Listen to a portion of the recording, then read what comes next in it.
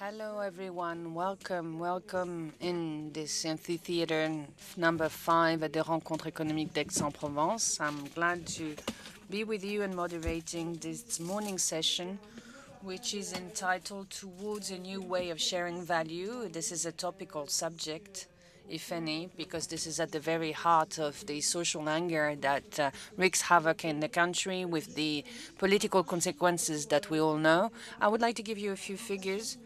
Inflation, purchasing power, that's the first motivation for the vote. That's 58% purchasing for 58% of the population. Purchasing power is the important argument. 68% for those that vote for the far right.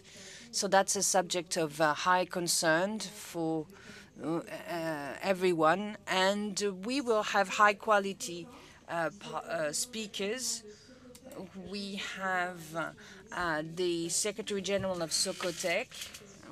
You're dealing with certifications, and you can talk about sharing values in your sector, within your group, Mr. Hervé MONJOTIN. Then Gwenola CHAMBON, who's the Chief Executive Officer and founding partner of Vauban Infrastructure Partners. You are specialized in infrastructures. You have an outreach in France and in Europe.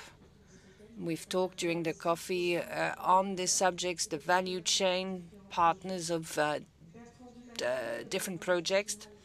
We also have Bertrand DUMAZY, Chairman and Chief Executive Officer of Edenred, and we've talked about tagging expenditures and about ticket vouchers and subjects that are subjects of debate. Also, we have Luc MATHIEU, who's the national.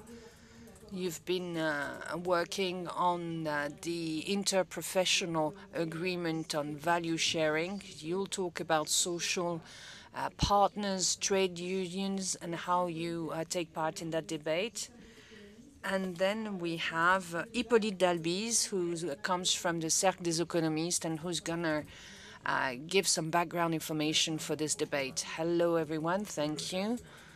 What I will do is give you the viewpoint of economists, this idea of sharing value. This is an old topic, maybe as old as economic science, as economics is large. I'm going to talk about the large trends that have arisen. So companies create added value. We do the sum of all this added value. We have the GDP. And the issue right now is to know how we can share the sum of added value between work and capital. That's the traditional opposition between work and capital. There are two production factors, two ways of creating value. That's actually work and capital that is aggregated by capitalists. That's the fundamental notion of inequalities in the way we apprehend economics. So it's not that easy to sketch out. We have to see the apportionment of work and capital. Work will be the mean salary times the number of salaried employees. And then the capital, that would be capital income times the quantity of capital, and the sum should be 1 or 2. So why is it not that easy? It's because we have taxation as well. We know that. We have to apportion it between the workers and capitalists, and there are a lot of complex situations like auto-entrepreneurs. Is it capital? Is it work? We have to be able to define and determine that. Economists are working on this. Then afterwards, we look into the evolution of the share of work in the added value throughout time. And that gives us an element that sheds light on the degree of inequality between production and capital production, and some hunches about income inequalities, since capital is much more concentrated than work in the population. If you have an increase of capital in the added value, then you would expect for having an increase in inequalities. We do that for a large number of countries, and we use data of national accountability. So we have baselines. We can do a comparison from one country to another. And since the 60s, there's a drop in the work contribution to added value. And we've seen it in most countries. And in France, with a momentum that is less smooth than elsewhere, it's quite net. It's quite clear in the 70s we would stand at 68% for the contribution of work to the added value. And there was a huge drop in the 80s. And now we are stabilized since the beginning of the 90s at 62%. What are the explanations of these evolutions? I'm not going to talk about France. We're going to talk a lot about France. But what are the developments, the explanations as set out by the economists to explain this global trend? I'm not going to be very specific. I'm not going to talk about public policy or a production structure that enable us to determine the national momentum, but also we try to sketch out the large trends and to outline the patterns. First is technical progress, which is more and more linked to capitalization, to production of capital. For a company that is technologically successful, then it will be successful, and that takes a lot of capital. Then, something that is quite strange, the price of capital has decreased, the interest rates are quite low, and we have a substitution. Since the capital is less costly, we accumulated more capital to the detriment of work, and this explains why it takes so much weight. The second point, that's the margin rates of superstars, some large corporations that take up a large part of the added value worldwide. And these are giants, these are superstars, and they are very capitalistic. So to increase that, the weight of capital has also increased. And then a second element, that salaried employees, they are less well represented. I can't say less well, but representatives are less powerful. I pay attention. I need to be careful. They had less success defending the salaried employees, so their interest and benefits are less, and their salaries increased less in proportion to the increase of capital. There are two questions that are largely to be raised. What is the right level of apportionment between work and capital? And secondly, if we want to change that level, what are the tools that we could use to do so? What are the instruments that could be set up by public policy to amend this apportionment? Thank you. Thank you.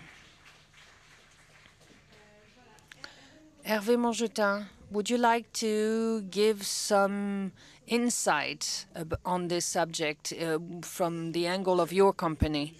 Thank you. Sorry for my voice, because I just come back from Germany, and I certainly had a shock because of the difference of temperature from one country to another. Just let's go back to the subject. Of course, my input will be from a microeconomical point of view. Socotec is a 1.4 billion company, 46,000 employees. 26% is out of France and in the US. We were standing at 500 million euros of turnover. What we do is we do risk management in the building and infrastructure world. Socotec's story is the wake-up of a French company that has more than 70 years of existence. It was sleeping, and after 7 and 8 years, it woke up, and it had a wonderful leader that had international outreach. What happened was that there was an LBO, and that allowed us to do more than 60 purchases. I'm going back to the sharing of value. When I joined the company, The subject of value sharing culturally, I'm talking about France here, was extremely permeable in the discussions. We were talking about cooperative because that was part and parcel of the history of the company. It ended in 2008, but it had lost the notion of yield, of performance, of long-term visions. This is part and parcel of its purpose, its DNA. There's a short-term vision, there's a notion of performance, but we needed to go back to this notion of performance. And we managed it quite well. The trajectory of putting performance at the heart of our concerns enabled us also to give the right place to value sharing, because we need to create value if we want to share value. And our history is quite specific. We are people's business with engineers, so there's a war of talents. So there's also a market regulation that is being exercised. We did it on a step-by-step basis, and we improved performance. That allowed us to give leeway with some interest sharing and bonuses with the LBO. I managed to have 400 people in the LBO vessel, and we managed to have an employee share grant as a bonus, and that gave some incentives to the employees, which was quite interesting. So that was what we wanted to do. We wanted to put yield and performance at the very heart of our concerns and our objectives, and so that we follow the path that would then give some balance between performance and value sharing. It's not impossible with an LBO. It's more difficult, but it's still. And I would like to highlight another point. With value sharing, there's also all the externalities that the company's trajectory requires to follow. There's a high intensity of human capital. So we need to share value, but for this, we need to invest in employability, in scaling up of skills, and also to attract talents that do not have yet all the skills that we require. We want to share with you the fact that value sharing goes beyond financial aspects. It's also human capital sharing. And this is what the company needs to do. It's all the more necessary if we want to keep our talents and if we want to retain our employees. This is very interesting what you're saying. So I will give the floor to Mrs. Chambon. Do you want to say a few words about what we've just said? Yes. Regarding the management company that I manage, Vauban Infrastructure Partners. The name is emblematic of our strong commitment, something that reflects our commitment for a balance of value sharing. Vauban has drafted a whole treaty on value sharing. At the time, it was actually a disruptive agreement because in terms of taxation, it did a lot. What we did is that we put at the same level all the salaries of men and women and for the same job, with the same level of experience, everybody was paid at the same level. 43% of our employees are women, which is quite atypical. And we managed to have 40% of our employees, 40% of our employees have invested and bought some shares of the company. We also have investment funds with long-term horizons and commitments.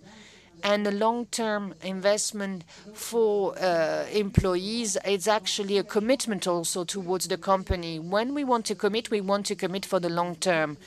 Because when we have a long duration of time, we can build a dialogue fed with all the stakeholders of a project. Because when we actually address infrastructure, it will impact the lives of everyone. We're dealing with roads, with airports, with hospitals, with universities, with heat factories and parking lots. And it is important to have that dialogue. And this translates into investment funds with 25-year long horizons. For instance, in France, we have worked on concessions of FTTH, that's optical fibers that would replace cables in copper for phone cables. And in the region of Hauts-de-France, we had a mixed trade union that was set up with the region partners and the département, which are the Nord and the Pas-de-Calais. And they set up a combined trade union to build the FTTH combination so as to fill the gap of digital gaps. And we invested a lot of CAPEX. We actually worked with the elected representatives. We worked together on a network that would last 5 years. 70% of local companies were their services were used. We created job positions, and they actually turned out to be viable with this network. We created on the creation of platforms and that accounted for 80,000 hours of training. And ultimately, we also worked on inclusion with populations that were out of the system, were beyond 3 years of unemployment. And we created 50 jobs for these people. I would like to go back to what you just said, because this struck me. Regarding resorting to local companies, you have specific tools for job creation purposes. Yes.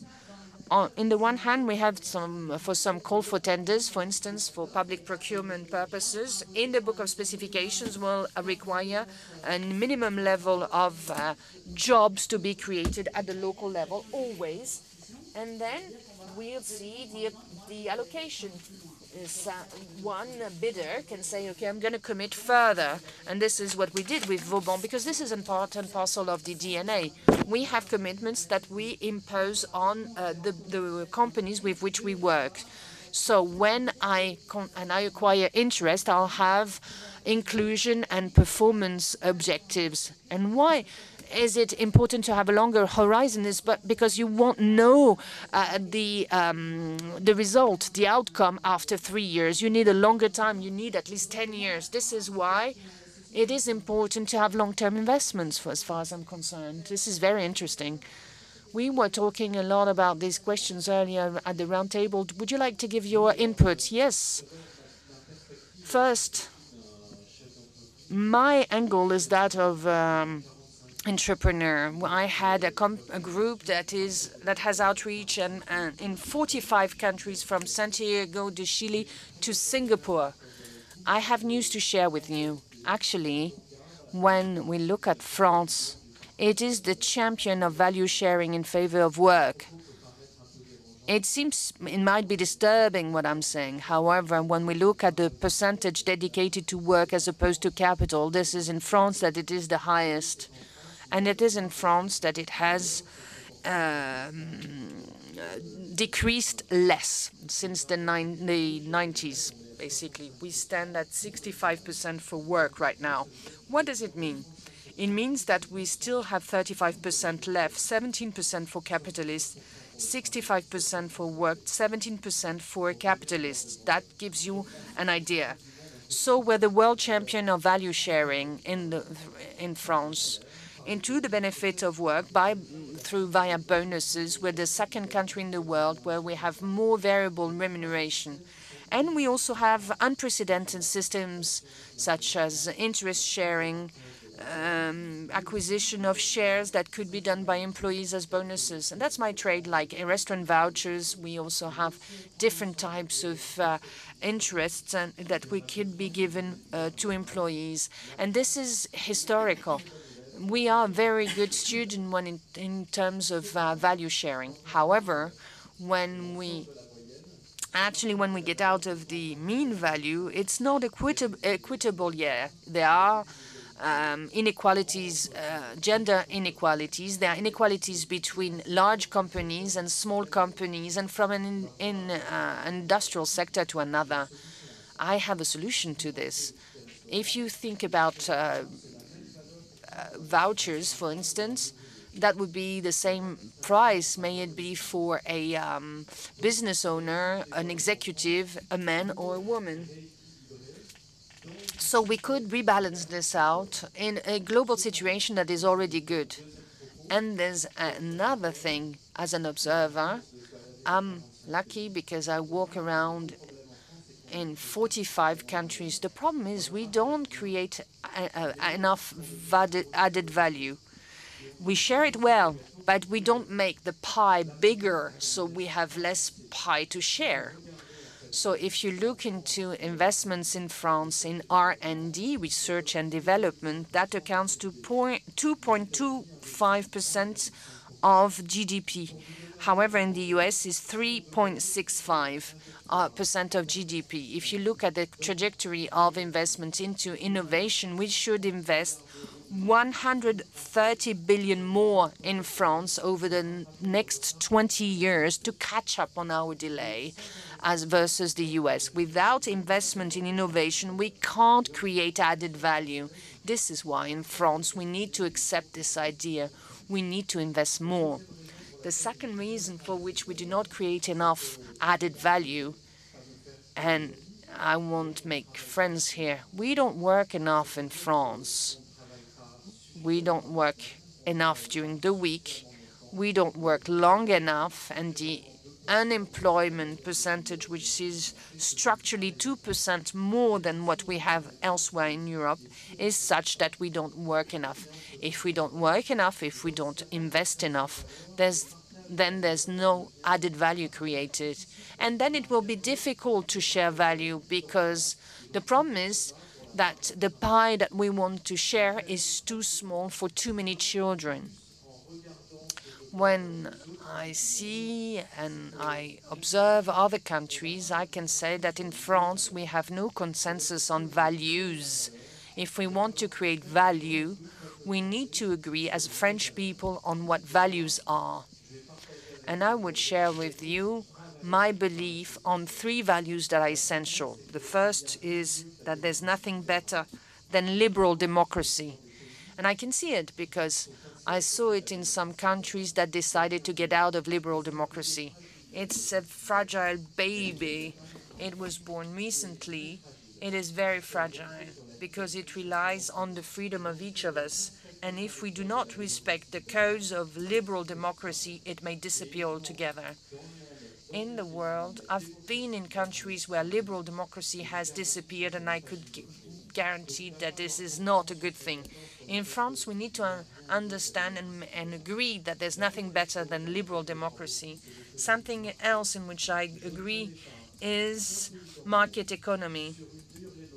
Over a long period of time, all countries that got out of this did not create any more added value.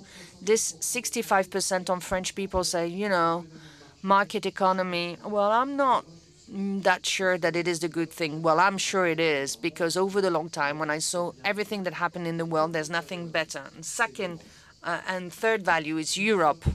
We are French, but we are also Europeans. I've been in Asia. I've been in Latin America. And I think that Europe has a message to convey. We have much more common denominators in Europe than sources of conflicts. That's what I want to say. If we want to share value, we need to create value. To create value, we need to agree on values. And if we don't agree on values, then there will be no creation of value and no value to share. And if the pie is not bigger, then the sharing of value becomes difficult. And then I have bad news for you. Capital ends by winning over work if there's no creation of value.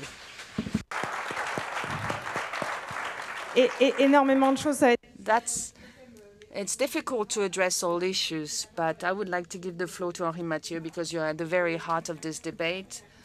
There was a debate on sharing of value. The companies between 11 to 55 employees need to set up the same scheme. Can you tell us about this?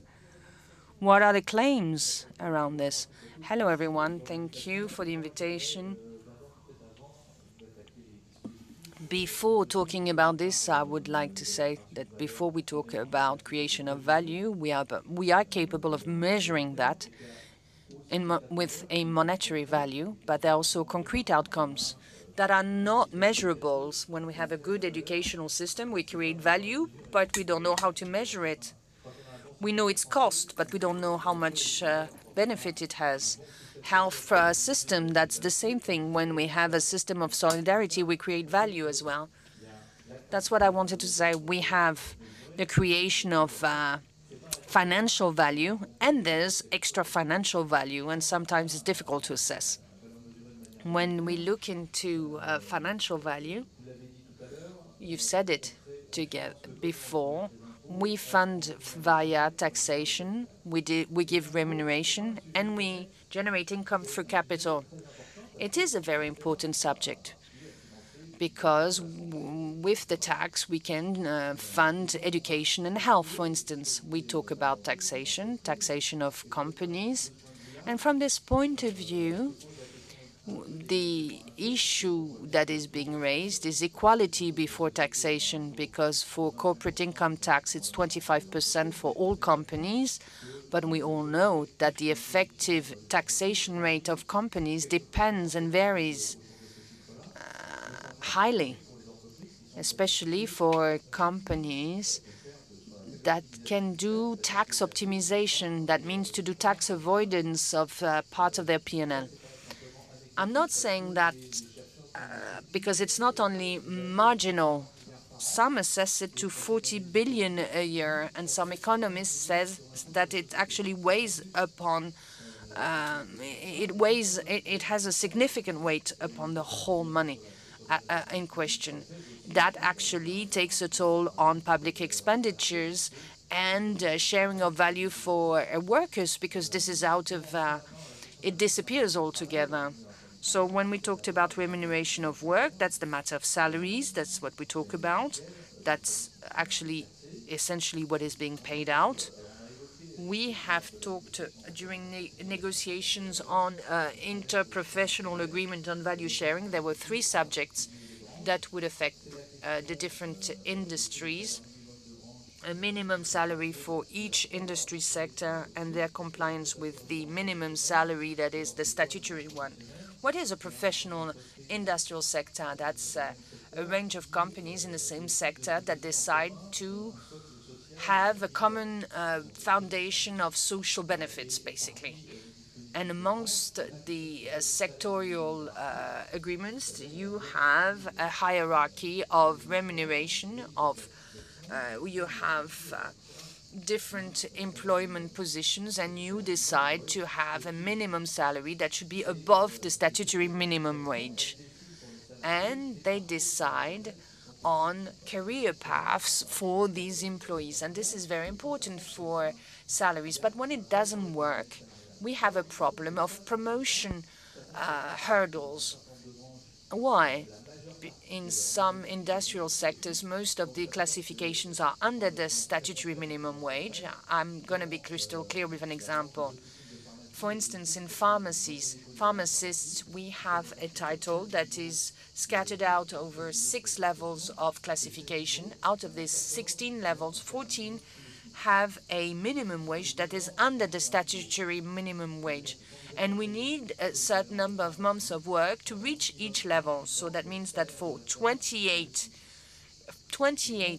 months, you have to be paid under the statutory minimum wage. And this is why a lot of people lose hope, especially when you have strong increases of the statutory minimum wage. Some people thought that they would not benefit from it, and now it's increasing. And so some are losing hope because they do not have access to these benefits. So the question of compliance with the statutory minimum wage is one question that is really important. And it's interesting to talk to pharmacists with this. The third question, equal pay between men and women. On the same pay, doing the same job, that is a concept was adopted in 1946 in the Constitution. Some 80 years later, we've not achieved it. So there really is a true problem from that point of view. And out of those three subjects, the National Interprofessional Agreement has made some commitments. Employers have made some promises on these questions. And the least that I can say today is that absolutely nothing has happened. And so, above and beyond these subjects, there's also the question of true negotiations and being faithful to what you commit to when you're talking to your negotiating partners. It's all very important. And after all of this, there are more classic measures such as participation, bonuses. These kind of things can be described. Well, they have a major defect, and because they only apply to half of the employees, and they only apply to big companies. If there are fewer than 55 employees, they don't have a participation scheme. And the reason for negotiating this agreement was to include more salaried employees in these schemes. So several measures have been taken, including the obligation for different industrial sectors to start negotiating before the 30th of June last to enable their employees to participate in profits, and for those smaller businesses to pay into a profit-sharing scheme as of next year, if for 3 consecutive years they have had made a profit. So in terms of negotiation here, these participation schemes can they can take a side step from the legal framework, but not a lot is happening. There haven't been any agreements signed on this front for the past 18 months, despite all of the talk. And so the value sharing scheme is relation to this special bonus that was created after the Yellow Vest demonstrations. And it is a bonus that is not subject to taxation for many employees. And I'm not going to repeat what I was talking about, funding, social protection and pensions, etc. There will be a taxation and a social aspect from that point of view. There are 2 major hurdles in order to share profit. One of them is INSEE has identified that it is used instead of a salary. INSEE has said that when you're talking about profit sharing, 30% was paid as a salary.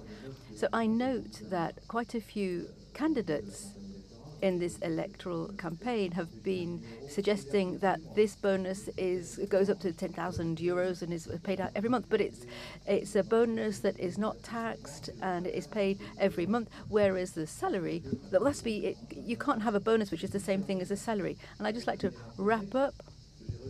I noted in a document some sentences. Is a value the only thing that needs to be shared in a company? The second one, it is clear that democratic principles must now cover other spheres than politics, i.e. companies, businesses. So this text, this law, is talking about value sharing. It's not a left-wing document. It was written by the Management Association, the MEDEF, here in France. So it was a document that was drawn up from a negotiation. It talks about governance, power sharing in businesses. And so we really are lagging behind in France when you compare us with the rest of Europe. 18 European countries have put these negotiations in place. 1/3 of councils are made up of employees, and that's not the case here in France. There are much fewer employees on different councils. There are some thresholds, of course, which are very substantial. So there's a whole load of work that can be carried out to be explored. Yes, I'd just like to give you the floor again. We see that the social dialogue is not being very efficient and it's not being followed up by actions. You were talking about sharing this pie and how it's shared. And there is a strong feeling among the French, which is fueling the vote for extreme parties, that there's a wage gap. Between 2019 and 2022, big bosses' salaries went up by 20%, whereas the employees didn't go up as much. And so this is fueling the impression that when the pie gets bigger, well, all of the kind of whipped cream on top goes to the big bosses and the poor workers don't get any benefit. So there's a lot of feeling there. Would you like to react to that? How can one make sure that there is a better dialogue on these subjects? Well, I wanted to speak on a completely different topic, but now you've asked me that question. I wanted to talk with my neighbor here. I wanted to say, if you take this value sharing bonus, you say there are 30% which would nevertheless have been paid as a salary anyway. Well, one could say there are 70% which would not have been paid as a salary. So yes, the system is not perfect, but let's not see this glass half full rather than half empty. 70% of that money would not have been paid. It's not a perfect system, but it is a huge step forward all the same. Do you not agree? Okay. I've got nothing against value sharing bonuses. However, you cannot substitute a salary. You can't construct your life on variable bonuses, which may or may not come in at the end of the month. So I think the key part of your remuneration has to be your salary. So you won't be able to get accommodation just on the strength of your bonuses. It's not status enough. And with your lunch and vouchers, that's not going to help you anyway either. How I can eat properly every day thanks to those lunch and vouchers. Yes, I'm not against lunch and vouchers. I run the system for the different unions, so there's no problem on that score. However, what I'm trying to say here is, how can a salary remain the reference when you're talking about sharing values, and that can be up to 10,000 euros a year and paid out on a monthly basis? I think that's problematic. Yes, I agree with you, and I would go one step further. That's where men and women of goodwill can agree. We have talked about a decent wage, and a decent wage is probably a very good unit of measurement. In other words, when a man or a woman is paid a salary and has to raise a family on it, if you cannot raise your family decently on that salary, there is a problem with your salary. And as you were saying, there are other measures which can be very positive as well that can help boost remuneration. And there are different streams of remuneration. Yes, but in the case in hand, we agree. One cannot survive on a bonus because you can't be sure it's going to come in every year. And on the other hand, 70%, but on the other hand, no, 70% of that money would not have been paid. So all in all, we will manage to find a solution. Hervé, did you want to come in? No, let's not applaud everyone every 5 minutes, otherwise we'll never get anything done. I think we mustn't just focus only on that value sharing bonus. That mustn't monopolize all of our attention because it's a one-off thing. We must note that it has been a huge success. I am at the head of a big industry because we've made acquisitions, and so I am in touch with many small business owners, and I can now note that regulation is so complex, and that is a big problem for the owners of these small businesses. A SME boss or owner in his or her DNA has the notion of sharing value with the owners. Anyone who says the opposite is just not being completely true. These entrepreneurs are very generous at heart, and when an entrepreneur plans to sell their business, the main reason is because they've reached a kind of threshold. So once I've got 50 employees, things stop becoming too complicated. I love my job, I love what I do, I love my trade, my profession, but all of the rest of it, the management and everything, is just getting too complicated. So I'd be better off selling on to a bigger structure who can cope with all of that. And so that's what, when Bertrand was saying we have to see the glass half full, yes, of course, there are some positive effects. However, we need simplicity. And a second point, if I may, there's one topic which we haven't touched upon, which is a bit crazy. The main regulation factor of value sharing is demographics. So we are entering into a period where there's a lowering of that figure. So businesses have been dynamic in their remuneration policies up until now, and those better than those who are outside the system. I think those who are in businesses today, in companies today, don't feel what you're describing. Well, I think there is a war of talents. This is a question of supply and demand. The English-speaking world is much more used to that kind of thing, to those cycles. We, here in the Mediterranean side of Europe, we see things differently. We're entering into long periods of lowering amounts of employees who are available. There is talent, but a business's ability to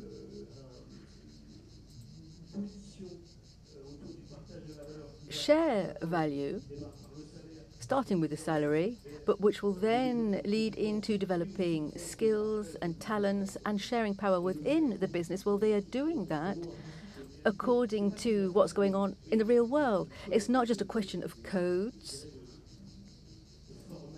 and form. It's a question of demographic dynamics. And for me, this is absolutely obvious, and that is what is at work today. But is there not a kind of lack of symmetry there? You've talked about market regulation due to the talent war. However, is that not more the case in some sectors rather than others? There are some managers who can be more mobile and they have a strong lever for negotiation. Yes, of course. Of course that's the case. That's why French society is seen as being very fragmented. We see, yes, there are some people who are taking advantage of globalization. They see it as positive, as an opportunity, and others will see it as a huge threat. So, but we need everybody, of course. And we saw this during COVID. Those were the jobs on the front line. Those jobs had key social and economic value. We need those jobs, and we need to invest in those people who do those jobs. And we have to be able to look forward for them. There are many surveys have been carried out about that. We know that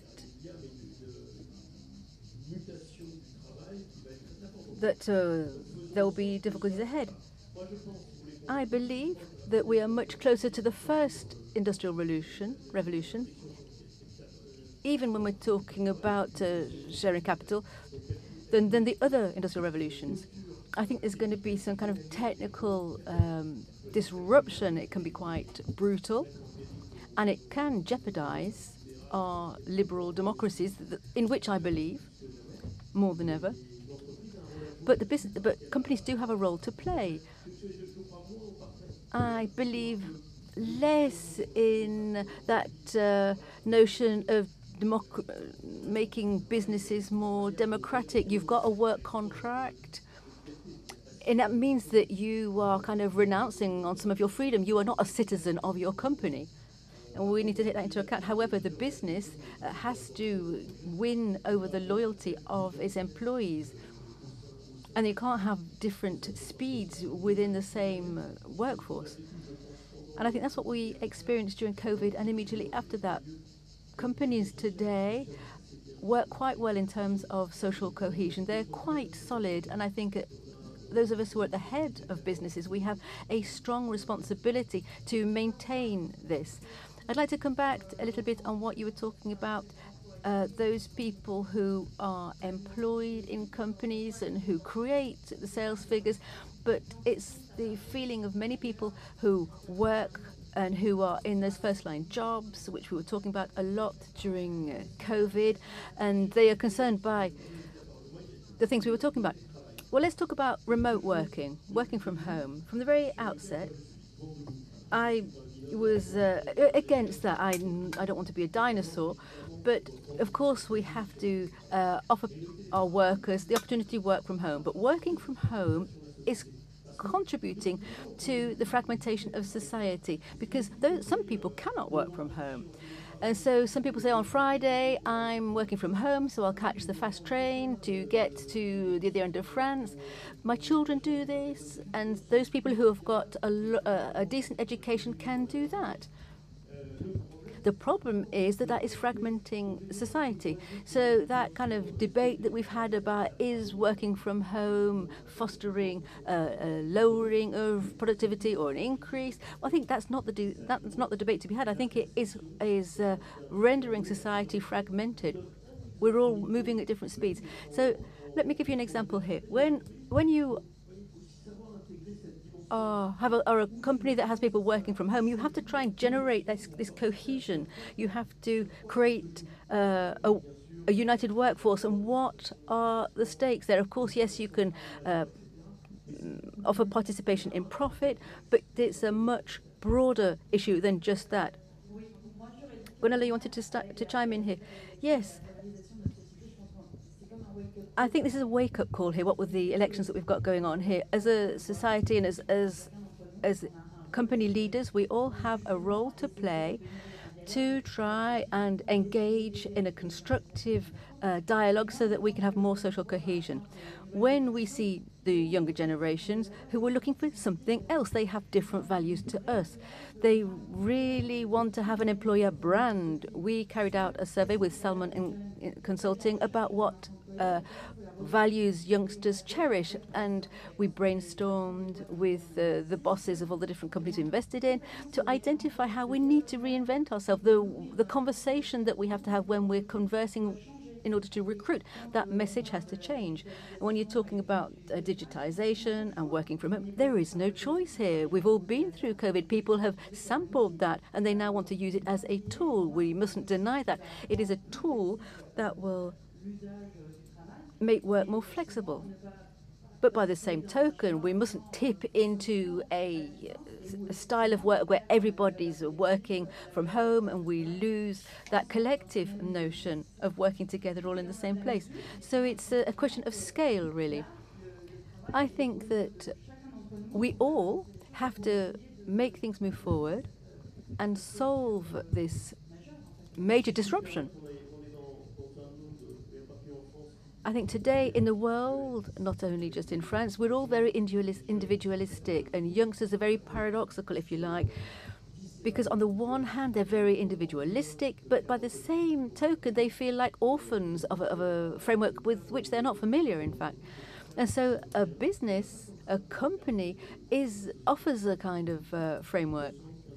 I believe that one of the roles of a boss today, above and beyond making sure that the company is high performing, is to guarantee that framework. And then each business has its own characteristics, its number of workers, the profile of the workers, etc. However, I believe it really is more important than ever. And Mathieu, you wanted to come in on this? Luc MATHIEU, rather. Yeah, I do not agree about youngsters being individualistic. People have been saying that for the past 40 years. I think youngsters are available to commit to the same degree as 50 years ago. The only difference is in how they commit. But that's another ball game. Businesses are not bubbles disconnected from the world. You can take a look at what's happening in the business and what's happening outside. I think there's a very interesting study which was released just a few weeks ago about the link between working conditions, autonomy within different professions, and voting, political voting. And we can see that there is a correlation between both of those things. And when you have poor working conditions, When you have no autonomy at work, then statistically speaking, you will tend to work for the National Front rather than if you have better working conditions. So I believe, and COVID, as we've mentioned, is a big factor. We are now in a different world. That's just the way things are. That is reality today. And that's not going to change. So company bosses and all of those who hope to organize businesses have to. Now, I don't work from home, but I have to realize that working from home is something that a lot of people want to do. And one study said that managers, if they weren't allowed to work from home anymore, well, half of those managers said that I would change my job. I'd move to another company. That is the reality. That's just the way things are. And so we must not try and impose the old situation on today's situation. So perhaps a last comment before we open up the floor? Yes, I wanted just to say that the thing which is striking me in this discussion is that as a company head, you're walking on a tightrope. You are constantly trying to keep things balanced. Balancing in how value is shared. We've talked about capital and work, but it's also client and supplier. It's you have to share things on a more general basis, so you're on a tightrope in the short, medium, and long terms. What I'm also seeing is that fellow citizens are saying if there is a situation which is still surviving, it's that institution of the company. The company is an institution in which the companies have trust. And I take that as a responsibility because I have the trust of the French nation. I'm going to make sure that our business is the laboratory which works towards agreement. Yes, with social partners, if we're talking from sincerely and if we all respect our commitments and our promises, then we will be able to create things together. If each of us keeps in mind the medium and the long term, and I'm very, very sensitive to what you've taken about that bonus which will or not come in at the end of the month. We need a stable revenue every month we can count on. But then if all company bosses agree to walk on this tightrope, and if we can keep balance in this equation, and it's not always an easy job, but that's one of the responsibilities which has been entrusted to us. We must do it. And what I also share with you is that let's not forget that France works well in terms of value sharing. We can do better, of course. We need to find better balance, but that balance is possible. However, it will be easier if we manage to create more value. We need to create more value, so we're going to work on that and invest a little bit more. Work more, invest more. So we've got time for one or two questions, then Hippolyte will conclude. I think there should be a microphone. Please wait for the microphone before you ask your question.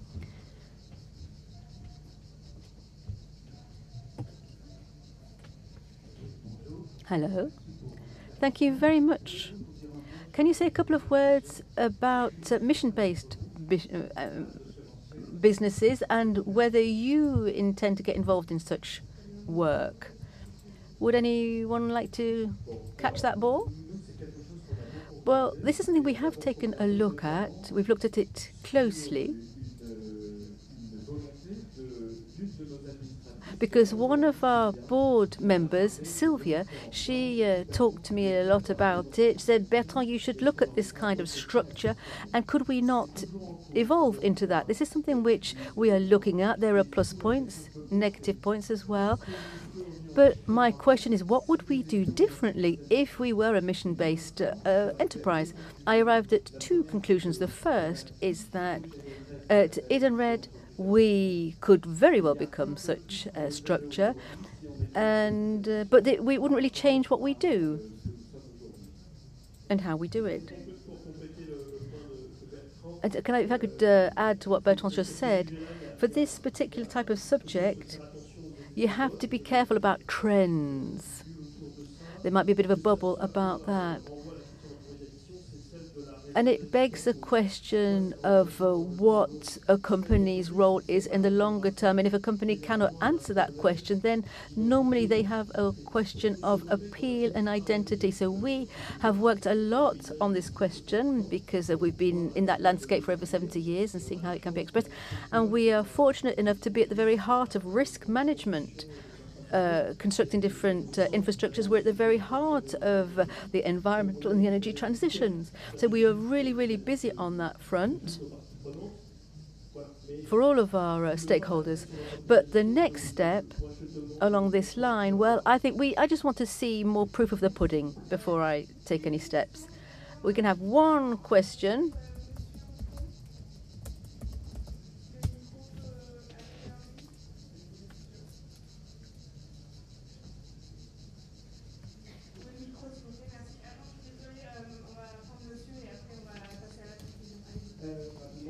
So just quickly, just to come back to that question of Oxfam that you mentioned earlier on, but which wasn't really developed.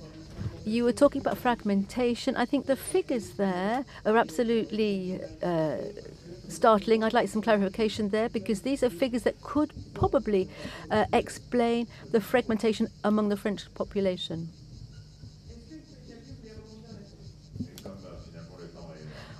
Well, because we haven't got a lot of time, I'm going to conclude and answer at the same time. Yes, our society is fractured, so we were wondering what the correct way to share value is and how we can achieve this. And I think this panel reflects that a good value sharing is the result of negotiation, and I think that's very important. We are very committed to that. There's a real treasure that we have in France, i.e. we know how to discuss, we can discuss within our businesses, and we need to have the desire to do so. And we have to learn how to want to do that again. Thank you very much for listening and for all of your questions. Thank you, everybody.